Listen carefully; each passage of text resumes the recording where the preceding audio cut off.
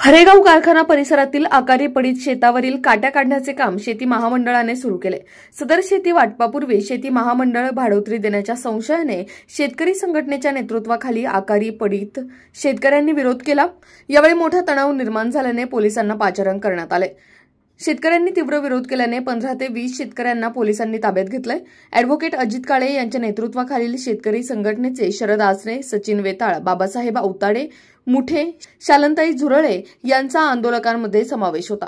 Police उपाधीक्षक doctor Basavrao Shivpuje, तालुका police ठाण्याचे नूतन police निरीक्षक धनावडे, शहर पोलीस ठाण्याचे पोलीस निरीक्षक नितीन देशमुख यांच्यासह पोलिसांच्या बंदोबस्तात शेती महामंडळाची काट्या काढण्याची मोहीम दिवसभर सुरू होती। राष्ट्र सह्याद्री न्यूज साठी प्रतिनिधी संदीप आसने, श्रीरामपूर।